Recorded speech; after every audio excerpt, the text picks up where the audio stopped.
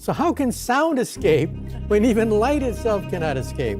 What you're actually listening to is vibrations. You got to hang on that object to get those data. To delve into the vast expanse beyond our solar system, NASA launched the Voyager One probe into space in 1977.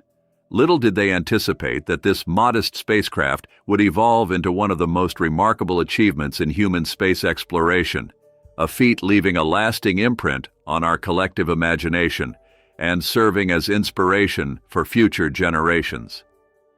Its discoveries have expanded our understanding of the farthest reaches of the solar system, continuously offering new insights into the cosmos. The probe's ongoing journey through space embodies human curiosity and our desire to explore the unknown. However, NASA's Voyager One recently had an unusual encounter with an unidentified space object, puzzling physicists. What or who has Voyager One come into contact with? How long will the spacecraft remain in orbit? Let's find out. A Titan III. Centaur rocket launched Voyager One from Cape Canaveral in Florida on September 5, 1977. Its mission was to capture images of planets' moons and study Jupiter and Saturn, with a focus on the Titan satellite, its magnetic fields and rings.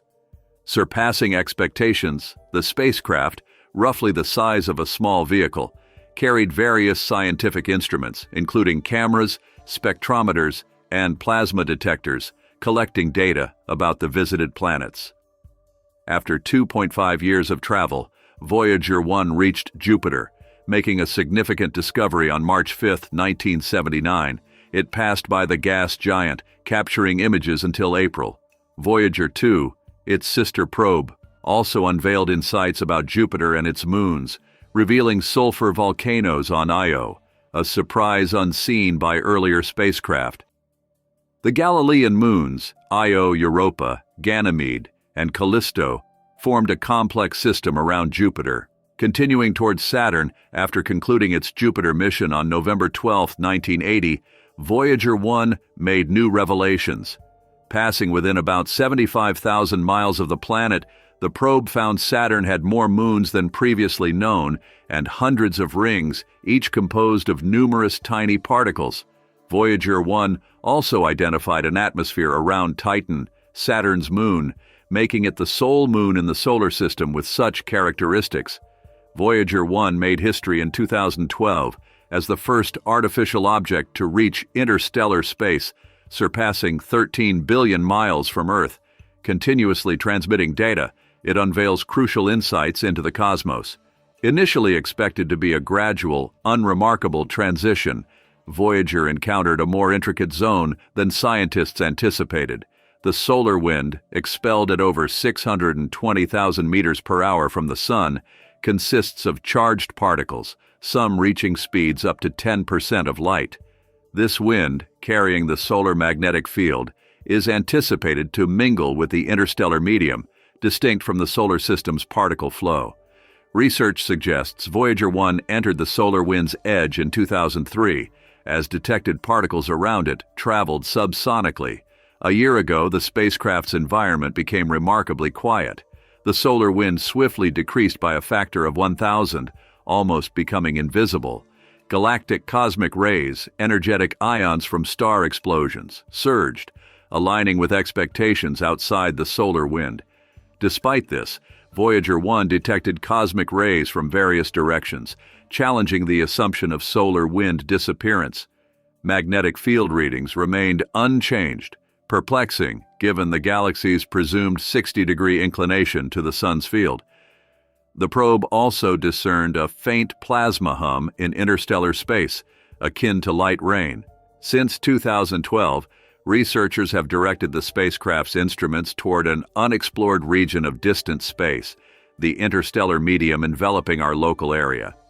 Unrestricted by the solar wind, which is a continuous flow of charged particles emanating from the sun at the heliopause, where Voyager One crossed, the spacecraft has been surveying the plasma surrounding the sun as it ventures farther from it. In this part of the interstellar medium, tranquility is predominant.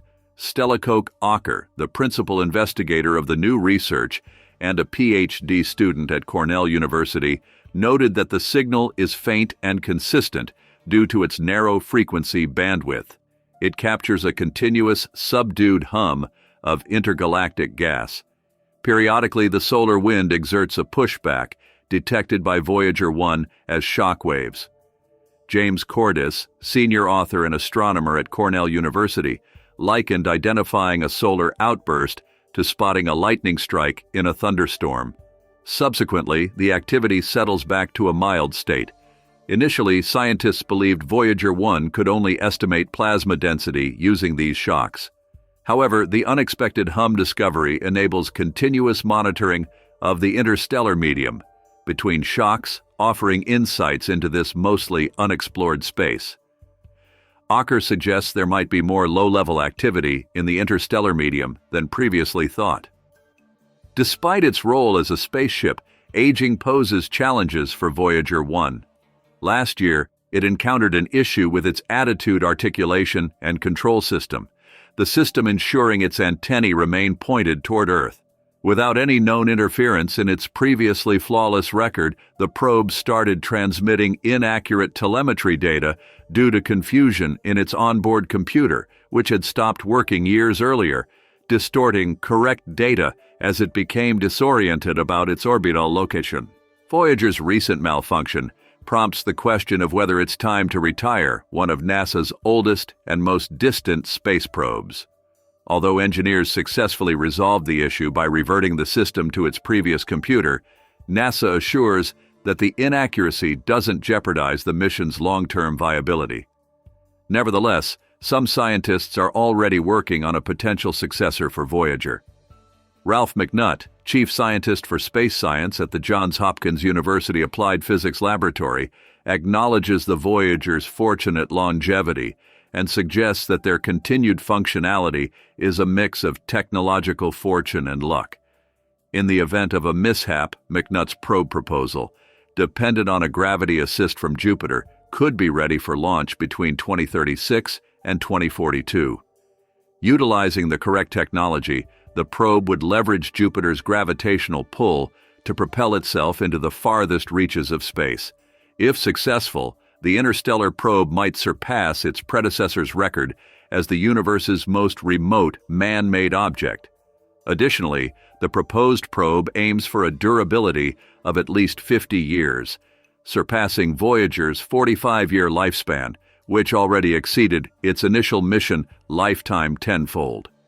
Despite these considerations, a hypothetical launch remains years away, with the proposal in early stages. NASA's initial funding doesn't guarantee official mission status. It awaits examination and selection by a decadal survey committee, a process that might take an additional 2 years. The question arises, why pursue probes when astronomers have access to potent observatories like the James Webb Space Telescope and the anticipated Nancy Grace Roman Space Telescope, designed to explore dark matter? The straightforward explanation lies in differing priorities and capabilities among missions. JWST and Roman focus on astrophysics, exploring areas like exoplanets and distant galaxies, while Voyager and the Parker Solar Probe delve into heliophysics, investigating the Sun's impact in space. Despite their distinctions, the broader survey telescopes and probes, such as JWST, complement each other technologically. Both contribute essential insights, forming a comprehensive understanding of our cosmic surroundings. While Voyager's longevity is assured for now, scientists appreciate the scientific community's readiness for the potential loss of communication with Voyager at some point. What unfolds when Voyager 1 loses power? While the fate of humans remains uncertain, the destiny of 2 artifacts is remarkably predictable. These artifacts are the engraved golden records affixed to NASA's Voyager probes, now venturing into interstellar space. Despite the likelihood of the spacecraft ceasing communication, in a few years, the records are expected to endure. According to Nick Oberg, a doctoral student at the Kaptein Astronomical Institute in the Netherlands, the 2 Voyager spacecraft might encounter stars in the distant future of our galaxy, a prediction made possible by advanced models. The golden records, conceived by astronomer Carl Sagan, carry music and images as representations of Earth and humanity for potential encounters with intelligent beings during the spacecraft's extensive journeys. To assess the likelihood of the records enduring and remaining readable, Oberg and his colleague combined tracking the Voyager's paths with examining its surroundings during the voyages. The outcome extends beyond predicting the potential extinction of humanity, encompassing scenarios like the Milky Way colliding with the Andromeda Galaxy and the widespread destruction of stars. Initially, the researchers aimed to use data from the Gaia satellite to precisely predict stars that the Voyagers might approach. Their focus shifted when the second batch of data from the European Space Agency's Gaia satellite, dedicated to mapping over 1 billion stars with high precision, became available. Starting with retracing the Voyager's past routes and forecasting future trajectories, the researchers refrained from speculating on imminent achievements. The Voyagers will depart their home solar system in about 20,000 years, passing through the Oort cloud, a region of comets and frozen debris orbiting the Sun at a vast distance. During this phase, the spacecraft will experience stronger gravitational pull from other stars compared to our Sun's pull for the first time. Approximately 10,000 years later, the Voyagers will approach an extraterrestrial star, specifically the red dwarf star Ross 248. Oberg estimates the flyby to occur in around 30,000 years, though it remains uncertain if the spacecraft will indeed pass by Ross 248 or if the star will swiftly move past the nearly stationary Voyagers. Both the solar system and the Voyager spacecraft are projected to complete a full orbit around the Milky Way within the next 500 million years. While the events on Earth during this extended time frame are unpredictable, Oberg notes a similarity to the birth and breakup of Pangaea and other supercontinents. The Voyager spacecraft will undergo vertical fluctuations throughout its galactic orbit, with Voyager One experiencing more pronounced variations than its counterpart. Simulations indicate that Voyager One will ascend so high above the galaxy's central disk that it will encounter stars with only half the density we observe. The survival prospects of each spacecraft's golden record will be influenced by this same variability in vertical motion. Beneath the golden exterior lies a protective aluminum case housing the etched copper discs. These records are designed for longevity, possibly enduring in space for up to 1 billion years. To gauge the potential lifespan of these objects accurately, one must understand the challenges they'll encounter, requiring knowledge of their future locations.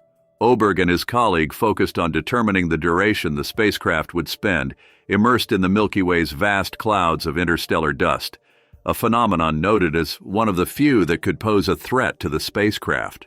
Dust is impacting the Voyager spacecraft at a velocity of a few miles or kilometers per second, creating a continuous rain that gradually erodes the spacecraft's surface.